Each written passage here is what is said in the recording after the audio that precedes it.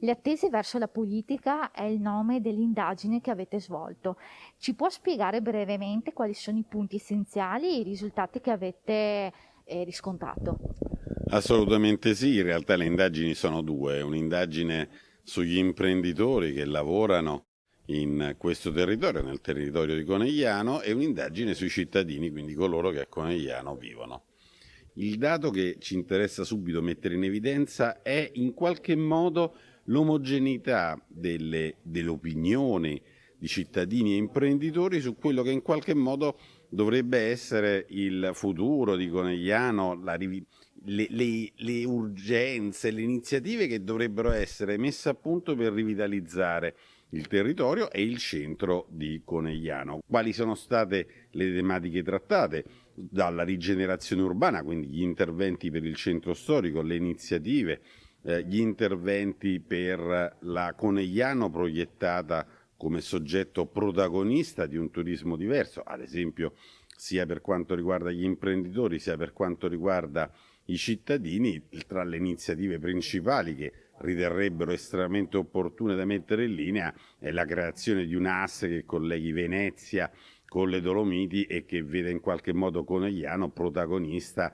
di questa infrastruttura, e poi iniziative per avere a Conegliano un unico percorso che in qualche modo colleghi tutto ciò che Conegliano rappresenta in termini culturali e di bellezza, ma sotto la guida di un'unica regia, di modo che non ci si disperda in iniziative diverse, ma si offra di Conegliano un tutto unico per una maggiore accoglienza del turismo straniero, turismo italiano.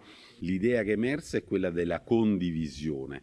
Vogliamo pensare qualcosa per rivitalizzare il turismo a Conegliano, per rivitalizzare il centro storico? Bene, facciamolo insieme, attraverso magari tavoli che vedano seduti insieme gli enti locali, quindi il comune, l'amministrazione, la nuova amministrazione comunale, ma anche le associazioni di categoria, le imprese. Facciamolo insieme, facciamo rete, perché tutti insieme, tutti i soggetti che in qualche modo a Conegliano vivono e lavorano, pensino insieme il futuro di questa città.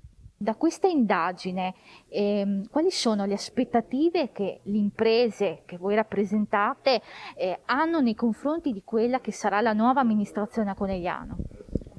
Sì, la cosa inedita che è emersa è che c'è questa voglia di fare rete tra imprese, associazioni, enti e territorio per far crescere il territorio e andare verso un welfare e un benessere sociale migliorativo rispetto a quello attuale. Le aspettative quindi sono delle aspettative che sono un concerto di richieste da parte di tutti gli stakeholder, compresa la cittadinanza, perché è emerso che i desiderata delle aziende spesso sono molto uguali ai desiderata dei cittadini, tant'è vero che buona parte dei cittadini, in particolare i dati ci dicono che il 66% della gente che lavora in questo territorio lavora nelle PMI, nella piccola e media impresa, e quindi questo a suffragare l'idea che imprese e cittadini una volta tanto vanno verso la stessa direzione. Sulle cose concrete da fare, quindi la condivisione di calendari per iniziative, ma politiche attive verso aiuto alle imprese, incentivazione alle nuove imprese. Un occhio particolare ai giovani, che sono il nostro futuro e che rappresentano anche le future imprese, e la cosa che è emersa dal punto di vista dell'artigianato, quindi tutto quello che è il servizio, l'area servizi e l'area produttiva, è questo bisogno da parte del comune di investire su infrastrutture, investire con transizione ecologica, con digitalizzazione, proprio perché questo è il momento, è il treno giusto per poter rilanciare Conegliano, la sua economia e tutto il territorio, compreso chi vive in questo territorio. Come Ascom Conegliano più volte avete fatto presente quelle che sono le emergenze o comunque le necessità impellenti della città. Tramite questa ricerca e comunque in vista dell'arrivo della nuova amministrazione e del nuovo sindaco, quali sono gli aspetti secondo voi in cui bisognerà intervenire in primis?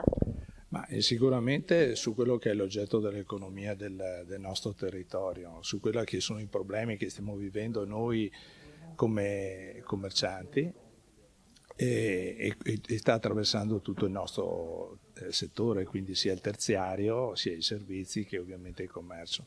I problemi fondamentali sono sempre gli stessi, sappiamo, cioè quindi la chiusura di tanti punti vendita, dettati fondamentalmente non solo dal problema della pandemia, ma legati anche purtroppo dal fatto che la ricchezza sta mancando e ci sono troppi problemi da risolvere. Noi dall'amministrazione chiediamo interventi, chiediamo sinergia e chiediamo soprattutto dialogo con l'amministrazione. Chiediamo che ci sia un forte dialogo tra di noi perché noi abbiamo le competenze sul territorio, seguiamo una parte fondamentale di quelle che è la ricchezza del territorio e abbiamo bisogno assolutamente di poter dialogare ed esprimere quelle che sono le nostre problematiche. Sono tantissime, è difficile elencarle una per una.